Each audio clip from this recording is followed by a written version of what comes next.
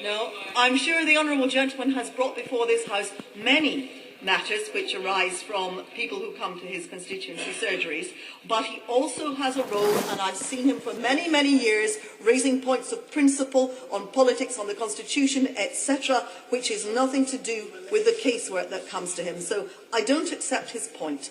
The fact is that I fear that I can't. Oh, I must give way to the honourable gentleman. That would be. Yeah.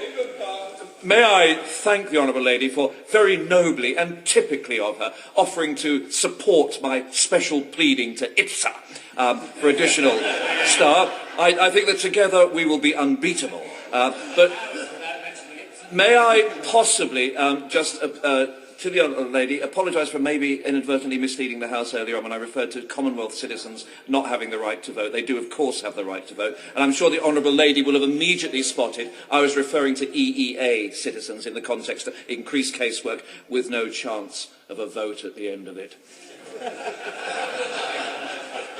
Well, of course, the honourable gentleman is right. First of all, I do support his special pleading to IPSA.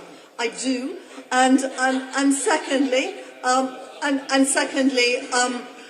glad to have given him the opportunity to put the record straight on the EEA, and we're all better educated for that. The fact is that it is our duty not to try to amend this bill in order to make life easier for members of Parliament.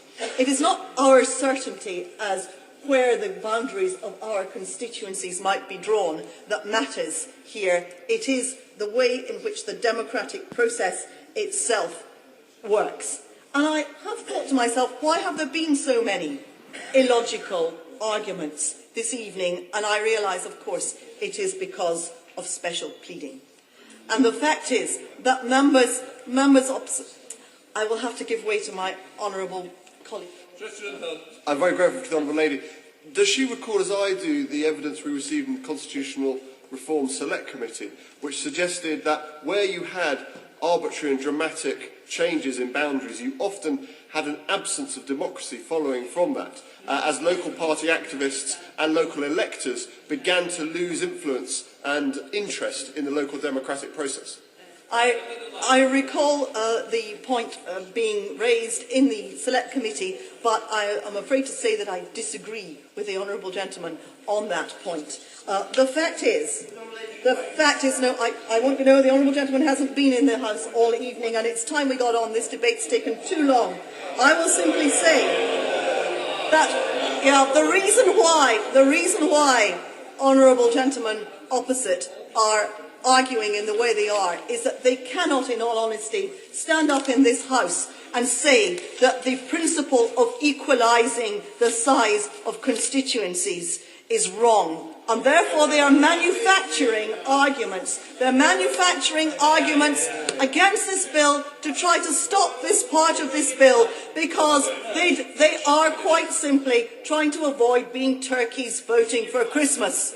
They know, and the honourable gentleman gave it away, who spoke last, he gave it away, saying that this is about certainty and uncertainty for members of Parliament. The fact is that the only principle that should matter in considering this part of this bill is the workings of democracy itself. And if honourable members opposite have not got the courage to put their constituents and the people of the United Kingdom first and themselves second, they don't deserve to be members of Parliament. It is the principle of equality that matters, and that's what we must vote for. Paul Bloomfield. Sorry. If this bill is to pass, we are making the most significant reduction in parliamentary representation